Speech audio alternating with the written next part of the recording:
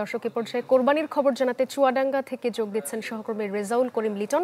লিটন, চুয়াডাঙ্গায় নির্দিষ্ট স্থানে পশু কোরবানি হচ্ছে কিনা বা সুষ্ঠুভাবে আসলে কোরবানির প্রক্রিয়াটা সম্পন্ন হচ্ছে কিনা, কি দেখছেন পরিস্থিতি জানাবেন। সাদিয়া, ঈদুল আজহার শুভেচ্ছা।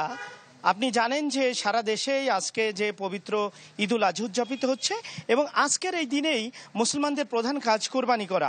তো রাজধানী ঢাকার যেমন দেখছিলাম, এর বাইরে কিন্তু সারা দেশেই মফস্বলেও কোরবানির ব্যাপক তোড়জোড় চলছে। এখন একেবারেই ব্যস্ত সময়।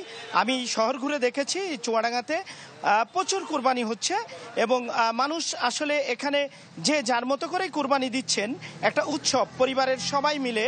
আমি যদি আপনাকে একটু দেখাই, আমি এখানে এখন যেখানে আছি, আপনি দেখবেন এখানে ঠিক এই পাশেই একটি গরু কোরবানি হয়েছে এবং এই পাশে 3টি ছাগল, এবং একই সাথে পরিবারের সব সদস্যরা আছেন এখানে। এবং যারা বিভিন্ন জায়গায় এই পরিবারের সদস্যরা রাজধানী ঢাকা সহ দেশের বিভিন্ন প্রান্তে চাকরি বাকরি করেন, তারাও চলে এসেছেন এবং একটি আনন্দঘন পরিবেশে কোরবানি চলছে। এই পাশটায় যদি আপনাকে একটু দেখাই, এই পাশেও কিন্তু একই অবস্থা। তো কোরবানির এই যে উৎসব, এটা কিন্তু জেলা জুড়ে বিরাজ করছে। সাধারণ মানুষ যারা এই বছর কোরবানি চামড়া সংরক্ষণে জেলা প্রশাসন বিশেষ ব্যবস্থা নিয়েছে এবং আপনি জানেন এটি সীমান্ত। লিটন, ধন্যবাদ আপনাকে। আমাদের সঙ্গে রেজাউল করিম লিটন যুক্ত হয়েছিলেন।